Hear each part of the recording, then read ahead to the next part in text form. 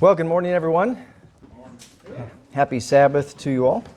Hope you had a wonderful week this week as we move closer to the kingdom, as we move closer to the feast, which pictures that kingdom we look forward to. I was thinking back this week, as I have often found myself doing over the past several months, about the story of Jacob when he crossed his hands on Ephraim and Manasseh. It's a great story. It's a wonderful story. It's a very blessed story. But when you think about that story, a blessing was set into motion that many couldn't imagine or even comprehend the magnitude of many years later.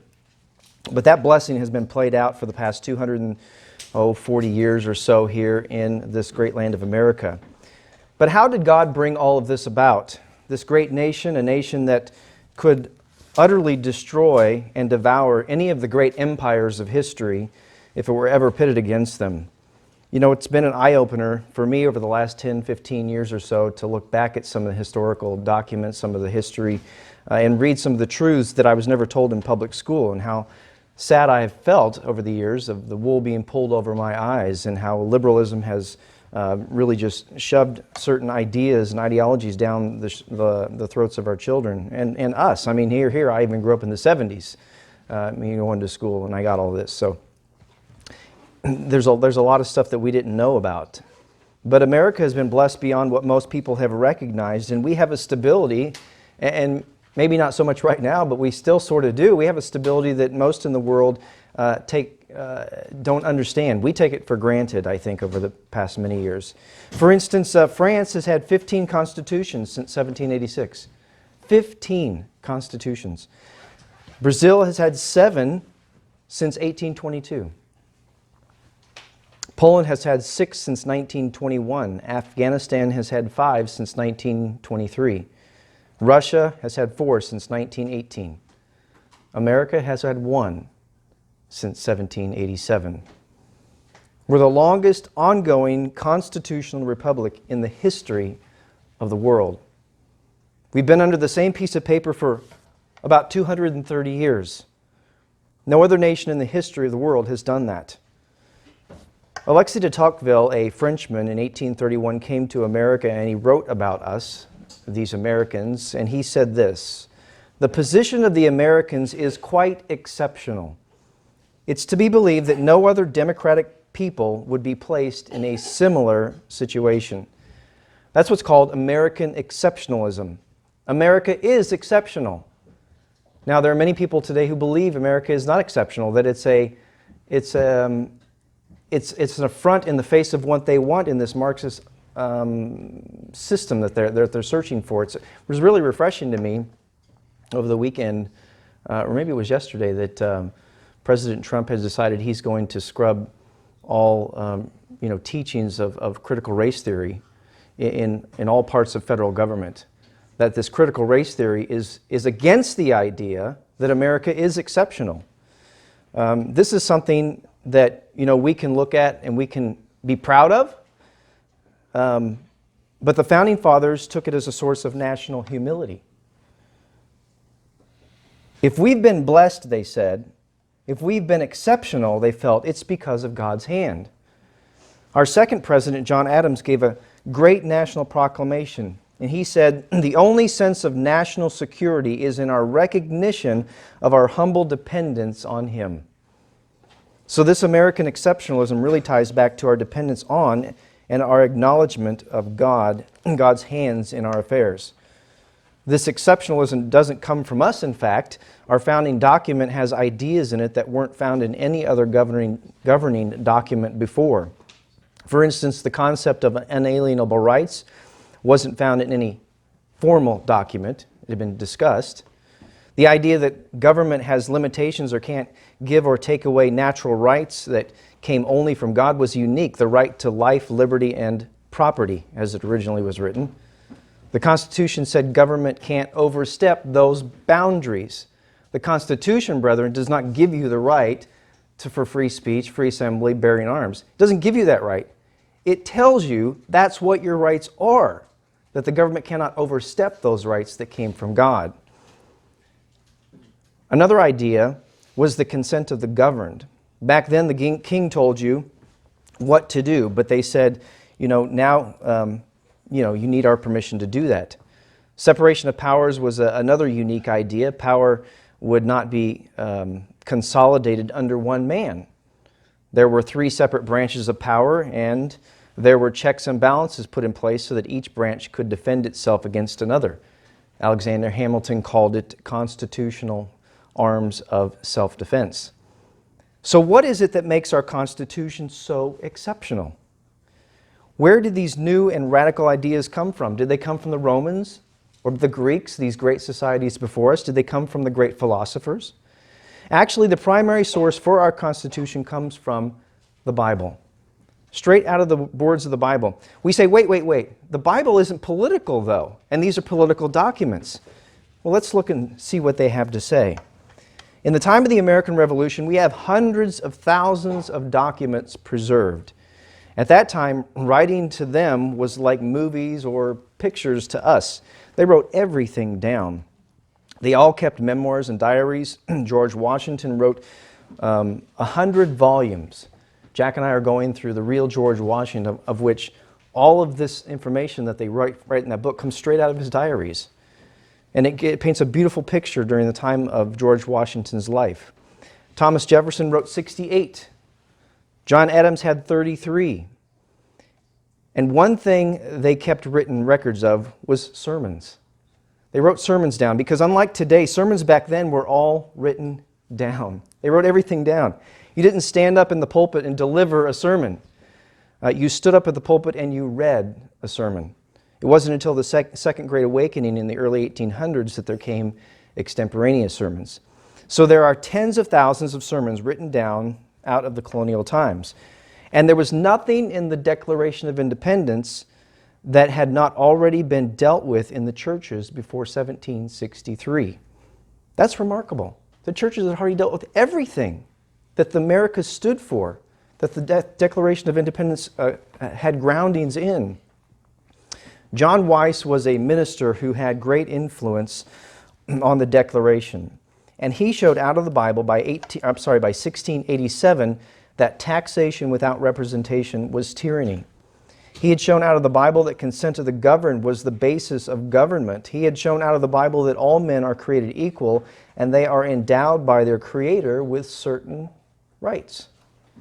He had written 2 books that were published together under the cover of Civil Polity, and that book was reprinted almost 90 years later in 1771 and distributed to many of the patriots. It became a major influence on the founding of this nation. Calvin Coolidge delivered a speech on the 150th anniversary of the Declaration and credited John Wise as a major influence on the document. But we haven't been taught that today. We haven't been taught that religious folk and the Bible has had a tremendous influence on our founding documents. A study was done a number of years ago to determine the sources for the founders' ideas. The University of Houston conducted the study and they found something very remarkable. 8.3% of the quotes used in the founders' writings were from Montesquieu. William Blackstone came in at 7.9% and John Locke at 2.9%. These were the 3 most cited individuals by the founders. But the single most cited source at 34% was the Bible. And when you consider where all of these other men got their ideas from, because they read the Bible too, then that percentage goes up even higher. John Adams was once asked who was behind American independence. And he answered basically, look at the pulpits. They're the ones behind the American independence. That's where the ideas came from. I want to show you 3 ideas. If you go ahead and turn to Isaiah chapter 33. I'm going to get my 3 scriptures in here. We have to have 3 scriptures for a sermonette, right? Isaiah 33:22. For the Lord is our judge, the Lord is our lawgiver, the Lord is our king. This is the basis for the 3 branches of government that we have. Jeremiah 17:9. You may turn there, you may not. You know this very, very well. Jeremiah 17:9. The heart is deceitful above all things and desperately wicked. Who can know it? That's the basis for the separation of powers. Now here's an interesting one. Ezra chapter 7, verse 24. Ezra 7 and verse 24. This shows the tax exemption that they understood that would be held for churches. Churches would be tax exempt. Also, we certify you that touching any of the priests and Levites, singers, porters, or ministers of this house of God, it shall not be lawful to impose toll, tribute, or custom upon them. They were exempt. It was the founders who said that the churches were tax exempt. It wasn't the IRS 501c3 code passed by LBJ in 1954. Understanding the founding of this nation is so important because it shows us what the hand of God can do versus the hand of Satan. About the same time as the American Revolution, another revolution was taking place in the world, and this one was in France. Thomas Paine was so excited about it, having gone just through the revolution in America that he had been through, that he went over there to show them what he had just gone through and to see what they were going through. But he almost got his head cut off while he was over there. And he said, uh-oh, this isn't the same kind of revolution that's taking place in America. And he came back home. This is what Wikipedia writes about the French Revolution. The French Revolution took atheism and anti-clerical deism outside the salons and into the public sphere. A major goal of the French Revolution was a restructuring and subordination of the clergy. Listen to this. A restructuring and subordination of the clergy with respect to the state through the civil constitution of the clergy.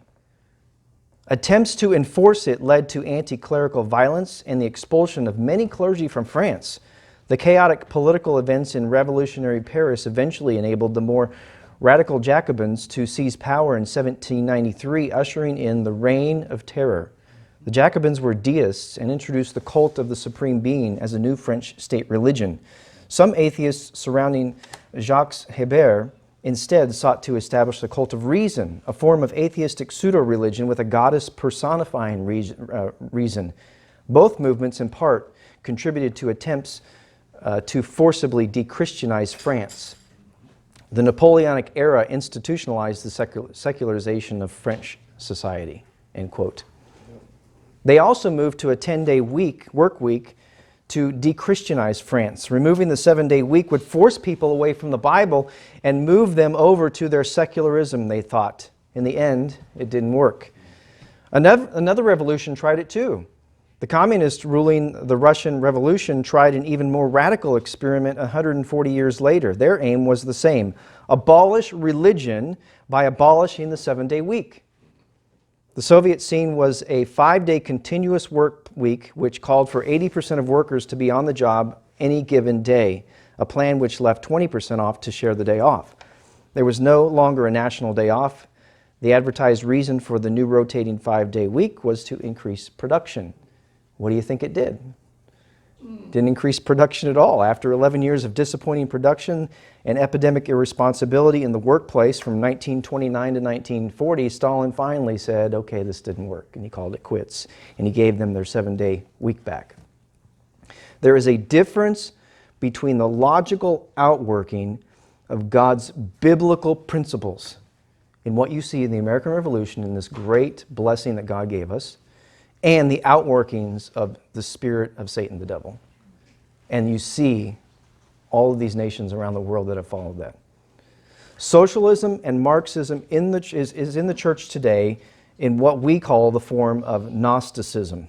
It's what John said in the first century was Gnosticism. It's the same thing under a different package. Understanding our history, I believe, opens our eyes to the reality of this truth and enables us to battle the ideas that have wide-reaching effects on our thoughts and ultimately our actions. The Word of God, brethren, is the source of all liberty, of all true freedom, even the liberty that we enjoy in this country today because of what Jacob had conferred on his grandsons so many years ago.